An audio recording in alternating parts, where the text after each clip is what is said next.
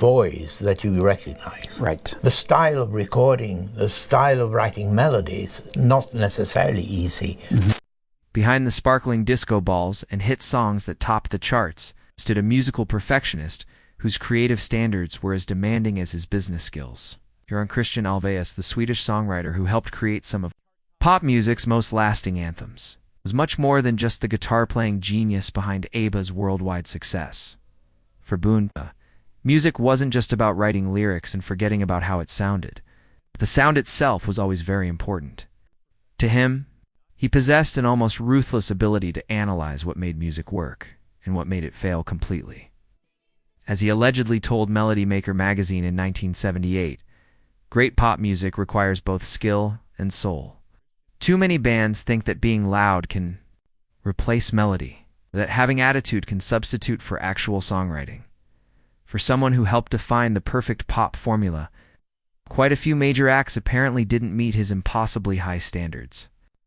From alleged backstage confrontations at Eurovision to whispered criticisms in Swedish recording studios, Ulvaeus' relationships with these artists reveal not just personal tensions, but fundamental disagreements about what popular music should achieve. The Kiss controversy, the theatrical rock band Kiss, reportedly made Björn Ulvaeus question everything wrong with 1970s rock excess. The face-painted American rockers, whose explosive performances dominated arenas, allegedly represented everything the ABBA songwriter hated about style over substance. The dislike allegedly began after Kiss achieved massive European success in 1976, just as ABBA was conquering America. According to music journalist E. Alf Lindberg, Ulvaeus once remarked to Benny Andersson that Kiss was selling makeup and explosions, not music. He supposedly said that any fool could put on a costume and scream. This comment supposedly came during a backstage conversation at a Stockholm recording studio. What irritated Ulvaeus wasn't their commercial success, but what he saw as their complete disregard for melodic craftsmanship. Industry insiders claim Ulvaeus viewed Kiss as the opposite of everything pop music should represent. He saw carefully constructed melodies being replaced by power chords and theatrical gimmicks. The contrast became obvious when both bands dominated charts at the same time. While ABBA perfected intricate harmonies and sophisticated arrangements, Kiss delivered straightforward rock anthems with minimal musical complexity. Rock and roll doesn't have to be stupid, Ulvaeus allegedly told Swedish television in 1977. These bands think loudness equals energy. But real energy comes from songs that move people emotionally, not just physically. The Sex Pistols' problem. Punk revolutionaries whose anarchic approach to music allegedly appalled Björn Ulvaeus' sensibilities were the Sex Pistols. Johnny Rotten and his bandmates' deliberately amateur sound reportedly represented everything the meticulous Swedish songwriter found offensive about the mid-1970s rock rebellion. The conflict allegedly emerged during punk's initial explosion. In 1976, when the Sex Pistols' anarchy in the UK shocked the music establishment, according to rock historian John Savage, Ulvaeus once confided to manager Stig Anderson that the Sex Pistols couldn't even play their instruments properly. Yet they were celebrated for incompetence. Interestingly, according to Johnny Rotten's autobiography, Sid Vicious was actually a big fan of ABBA. The observation supposedly came after watching footage of the band's chaotic television appearances. What disturbed Ulvaeus wasn't their anti-establishment message, but their complete rejection of musical craftsmanship. Studio engineers claim Ulvaeus would become visibly agitated when punk records played during breaks, often switching to classical music or ABBA demos. The philosophical divide became clear when both movements peaked simultaneously. While ABBA represented polished pop perfection, the Sex Pistols embodied deliberate musical destruction and social rebellion. Music should bring joy and beauty into people's lives. Ulvaeus allegedly told New Musical Express in 1977, "These bands seem determined to make everything ugly and angry." Where's the artistry in that? Black Sabbath's Darkness, the heavy metal pioneers Black Sabbath, whose dark musical vision allegedly clashed with Björn Ulvaeus's optimistic pop sensibilities, were another source of frustration. Ozzy Osbourne and Tony Iommi's doom-laden compositions reportedly represented everything the Swedish songwriter found depressing about contemporary rock music. The distaste allegedly developed during the early 1970s, when Black Sabbath's heavy sound gained international recognition. According to music biographer Mick Wall, Ulvaeus once told a Swedish journalist why anyone would want to make music that sounds like the end of the world. The comment supposedly emerged during discussions about contemporary rock trends. What bothered Ulvaeus wasn't their technical abilities, but their deliberately oppressive atmosphere. Industry sources claim Ulvaeus viewed Black Sabbath as the polar opposite of ABBA's life, a affirming approach. Where ABBA created music to lift spirits, Sabbath seemed determined to crush them. The contrast became stark when both bands achieved success in overlapping markets. While ABBA's songs celebrated love and dancing, Black Sabbath explored themes of war, paranoia, and social decay. Pop music should be an escape from life's problems, not a magnification of them, Ulvaeus allegedly told Swedish Radio in 1973. These bands seem obsessed with darkness when there's so much light. Enjoy available in music. Led Zeppelin's frustrating. Talent. Perhaps the most controversial entry on this list is Led Zeppelin. The British rock gods, whose blues-influenced epics allegedly earned Björn Ulvaeus' grudging respect mixed with profound frustration over their approach to songwriting and performance. The complicated relationship allegedly began when Led Zeppelin dominated album charts throughout the early 1970s. According to rock journalist Chris Welch, Ulvaeus once admitted to Agnetha Foltskog that Led Zeppelin was incredibly talented, which made their self-indulgence even more frustrating. The confession supposedly came during a discussion about contemporary rock music's direction. What annoyed Ulvaeus wasn't their musical abilities. He reportedly acknowledged their technical prowess, but their tendency toward extended instrumental passages and album-oriented rock that ignored pop accessibility frustrated him.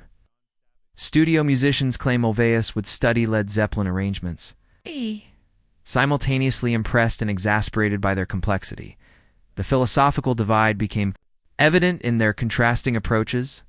While ABBA crafted concise, radio-friendly anthems, Led Zeppelin created sprawling musical journeys that could exceed 10 minutes. They have all the tools to write perfect pop songs, Ulvaeus allegedly told producer Michael Brito. Instead, they choose to make everything complicated when simplicity would be more powerful. It's like watching brilliant chefs ruin simple ingredients. The Rolling Stones' dilemma, the bad boys of rock. The Rolling Stones, whose enduring success allegedly both impressed and irritated Björn Ulvaeus, presented another complex case. Mick Jagger and Keith Richards' rebellious longevity reportedly represented everything the Swedish songwriter found simultaneously admirable and infuriating about rock music. The ambivalent relationship allegedly developed during the 1970s when both bands achieved massive international success. According to music historian Stanley Booth, Ulvaeus once confessed to Benny Andersson that the Rolling Stones had been playing the same 3 chords for 15 years, yet somehow it still worked. The observations supposedly came during a backstage conversation at a European music festival.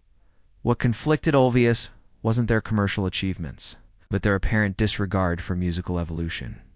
Industry insiders claim Ulvaeus respected the Stones' songwriting partnership while questioning their reluctance to experiment with different sounds and arrangements.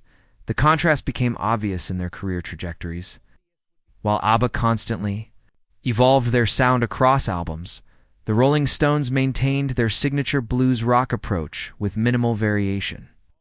This consistency was both their strength and what allegedly frustrated Ulvaeus about their approach to music. Deep Purple's excess. The hard rock virtuosos, Deep Purple, whose technical showmanship allegedly embodied everything Björn Ulvaeus found excessive about 1970s rock music, were another target of his criticism.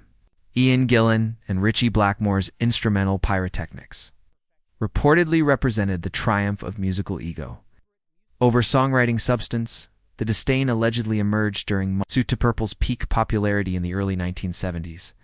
According to Rock journalist Jeff Barton, Ulvaeus once remarked to ABBA's sound engineer that Deep Purple was more interested in proving how fast they could play than in writing songs people would remember.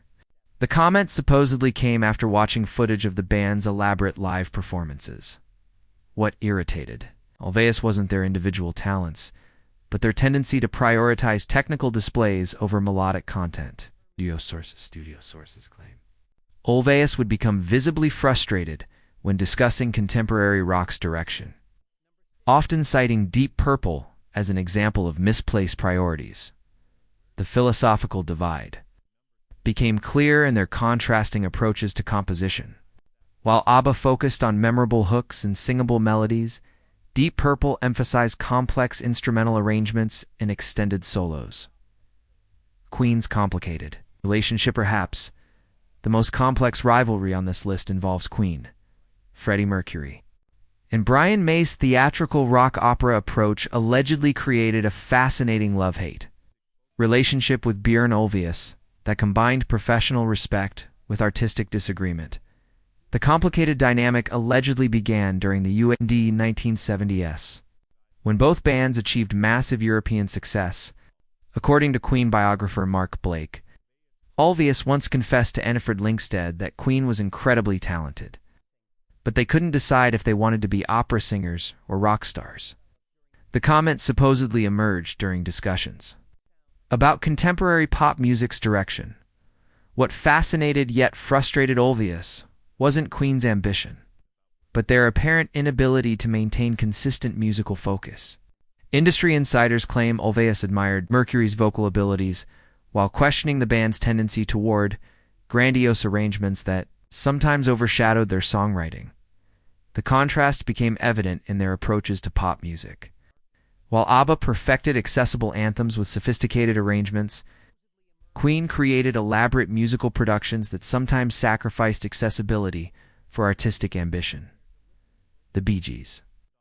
The ultimate rivalry at the top of this list comes the most shocking revelation. The Bee Gees, the Australian brothers, whose disco dominance allegedly created Björn Ulvaeus' most intense professional rivalry, represented everything he found both admirable and threatening about contemporary pop music. The complex relationship allegedly intensified during the disco era when both acts dominated international charts simultaneously. According to music journalist David Leif Ulvaeus, once admitted to Stig Anderson that the Bee Gees were doing what ABBA did, but with more commercial success. It was simultaneously impressive and infuriating.